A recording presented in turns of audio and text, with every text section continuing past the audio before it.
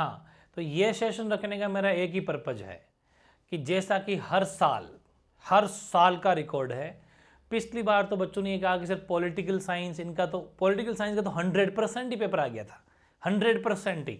तो बच्चों को शक हुआ, मैंने कहा यार शक वक मत किया करो, यह मेहनत है, कोई शक वक नहीं है, मेहनत करते हैं अपन। तो क्या होता है, कोई बंदा अगर 2-3 साल किसी एक चीज़ को पढ़ाता है उसको तजुर्बा आ जाता है, और मेहनत करते हैं, मेहनत करने वाले के 1 साल में तजुर्बा ले आता है। तो मेहनत इतनी की गई थी, क्योंकि मैं जो आपके ये वन लाइनर क्वेश्चन बनाते हैं, MCQs बनाते हैं, वो एक एक लाइन खोद कभी बुक्स दिखाने का मौका मिला तो बुक दिखाऊंगा, उसको पूरी काली ब्लैक ब्लू सब रेड कलर अलग अलग कलर से पूरी की मतलब लाइन कर के क्वेश्चन निकालते हैं, पूरी भरी पड़ी है। और उसी का परिणाम है, उसी का रिजल्ट है कि इस बार मेरी तबीयत ने ज़्यादा साथ नहीं दिया एग्ज़ाम के एंड टाइम पर। और उस टाइम पर मैंने ज्योग्राफी के इंपॉर्टेंट क्वेश्चन का इस साल सिर्फ एक ही सेशन डाला था, और उसमें भी ऐसा लगता है कि हूबहू क्वेश्चन का आ जाना, पता नहीं क्या ही मैसेज आता है। हालांकि मैंने ये कहा था कि पिछली साल मैंने मोस्ट लगवाई, आप वो देख लो, पिछली साल वाले मोस्ट से ही वापस हूबहू पेपर इस बार बन गया, क्योंकि मैंने उस टाइम भी पूरा एकदम पूरा बना दिया। इसलिए मैं कह रहा हूँ कि आप पॉलिटिकल साइंस, ये लाइन क्यों लिखी कि पॉलिटी हिस्ट्री वाले जाग जाओ, क्योंकि हिस्ट्री पॉलिटी वालों के लिए भी मैंने इंपॉर्टेंट क्वेश्चन बना रखे हैं। आप प्लेलिस्ट में जाके देखो सही, वरना अभी उस प्लेलिस्ट को भी सजा देंगे, उसमें आपको मिल जाएंगे वापस से। लेकिन ये चीज़ें मैंने पहले करवा रखी, हूबहू पेपर आए। देखो मैं बताऊं बड़ी चीज़ क्या है, सबसे बड़ी चीज़ है कि इस ज्योग्राफी या भूगोल के पेपर में आज 16 MCQ, 16 MCQs थे, और शायद 8-10 खाली जगह फिल इन ब्लैंक्स। ये तो हूबहू है, 26 मार्क्स तो 25 नहीं कहूँगा मैं।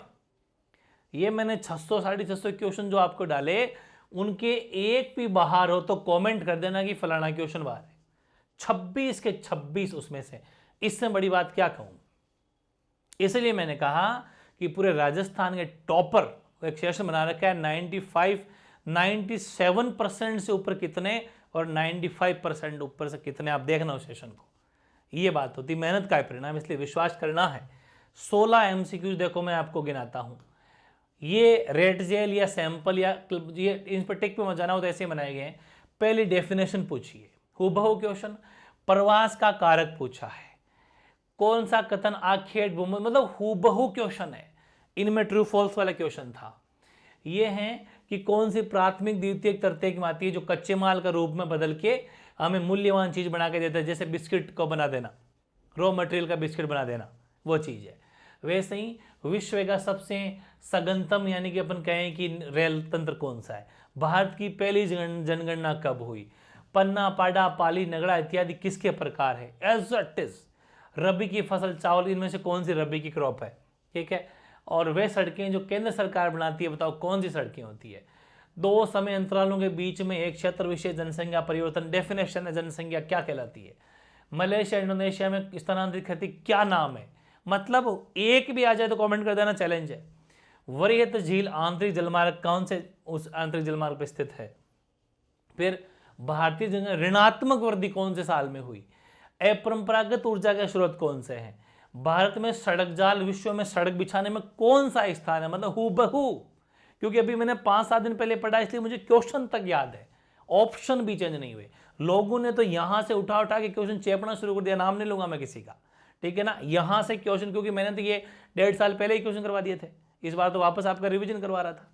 फिर चमड़ा, लुगदी, कागज, रसायन, ये प्रदूषण के कौन से प्रदूषणी कारक है। मतलब हैज इट इज हूबहू 16 के 16, 16/16, 16 आउट ऑफ 16 है, एक 15 भी नहीं कह सकते, 16/16, ठीक। आगे आओ, पूरी खाली जगह। ये मैंने कल ही नवनिश्चयवाद वाला आपको जो इंपॉर्टेंट क्वेश्चन का एक ही सेशन डाला था, आप लोगों ने उसको हल्के में लिया, इसलिए मैंने सेक्शन सेकंड डाला ही नहीं। अगर मैं चाहता तो आपकी अगर मेहनत को देखता ना कि पढ़ने वाले हैं बच्चे, तो मैं सेकंड सेशन में डाल देता।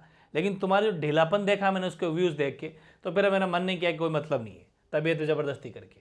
भौतिक भूगोल में किसके स्टडी करते हैं, जब लोग एक स्थान दूसरे स्थान पर जाते हैं उसको अब क्या कहते हैं। मैंने ये कल ही बताया है कि गेट कन्वर्ट हो गया था WTO में, वेरी इंपॉर्टेंट, किस में रूपांतरित हो गया, WTO में। हर चीज, पेट्रोलियम गैस पदार्थ परिवहन, ये किसका प्रयोग किया जाता है। 2011 में जनगणना में द्वितीय सबसे सेकंड राज्य हमारा कौन सा मतलब रहा। नगरों का अभिवृद्धि किस काल में हुआ, हूबहू। खरीफ की फसल कौन से टाइम पीरियड बताना है।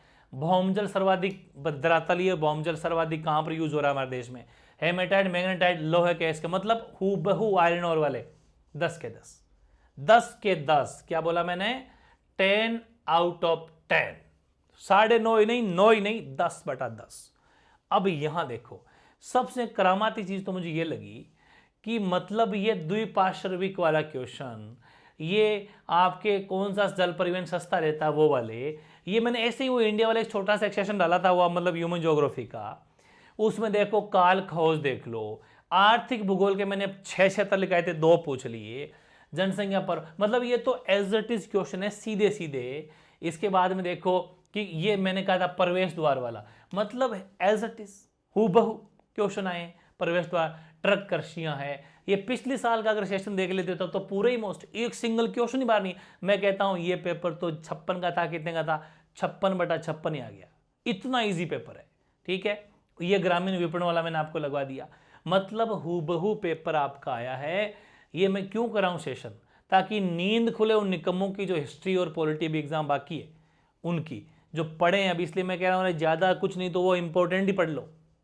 एक काम करूंगा उन इंपॉर्टेंट क्वेश्चन का वीडियो वापस अपलोड कर दूंगा आपके, ठीक है ना, दोनों तीनों को जोड़ के एक वन शॉट रख देंगे, बस पढ़ के चल जाना, ठीक है ना। सारे के सारे क्वेश्चन ये मैंने सब मोस्ट लगवा रखे हैं, सौर ऊर्जा पवन ऊर्जा वाले, डिफरेंस, रोपण कृषि, नियोजन, सतत पोषणीय, गहन कृषि, मतलब हूबहू। और इस बार तो मैप भी बहुत ईजी है, मुंबई, न्यूयॉर्क, 1-2 चीज छोड़ दो, बाकी मैप भी कोई ज़्यादा मुश्किल नहीं है, ठीक है ना।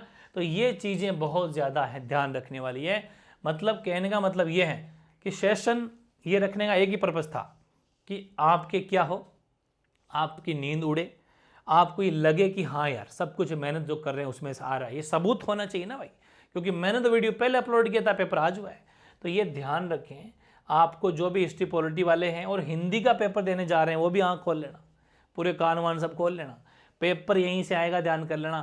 क्वेश्चन थोड़े बहुत आगे पीछे हो भी गए, लैंग्वेज घुमा सकता है लेकिन साइंस वही निकलेगा, इसलिए हिंदी वाले भी 80/80 कर लेना, रात दिन एक कर दो, और हिस्ट्री पॉलिटी वाले तो शुरू हो ही जाना। 100% पेपर बहुत ज़्यादा इजी है, ठीक है ना। इसलिए ध्यान रखें, जहां मेहनत कराई जाती है बताने की जरूरत नहीं है, आपके सामने सब कुछ, ठीक है। तो देखते हैं अब हिंदी का पेपर। इंग्लिश का पेपर मैंने लगाया नहीं, मैं भूल गया, टाइम नहीं मिला, तबीयत सही नहीं बना। इंग्लिश का पेपर भी हूबहू, इंग्लिश का भी हूबहू आया और हिंदी का भी हूबहू है। उल्टा वो 10th वालों को और पूछ लो, मैंने 10th का ऐसे ही मजाक मजाक में कुछ सेलेक्ट करके मेहनत की हुई है मेरी पहले की, तो मैंने सोचा कि बच्चों को डाल देता हूँ, पेपर एज इट इज ही आ गया। ग्रामर इतनी बड़ी थी, मैंने 20-25 मिनट में 10th वालों के लिए कोई टेंस बनाई एज इट इज। ये मेहनत का ही प्रयास है, आप सबका प्रयास है, आप सबका प्यार है, मेहनत करते जाओ।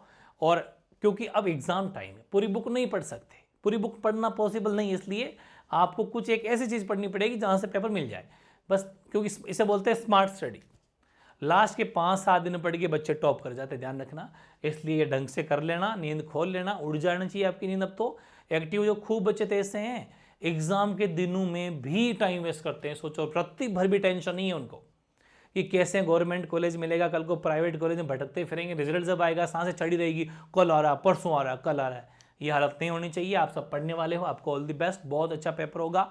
बस शर्त है कि आप पढ़ते ढंग से जाना। अब तो 15-16 घंटे रगड़ दो एकदम, ठीक है ना। बाकी all the best, all the best, wish you all the best. आपको बहुत अच्छा आपके पेपर, उसकी बेस्ट विशेष, ठीक है।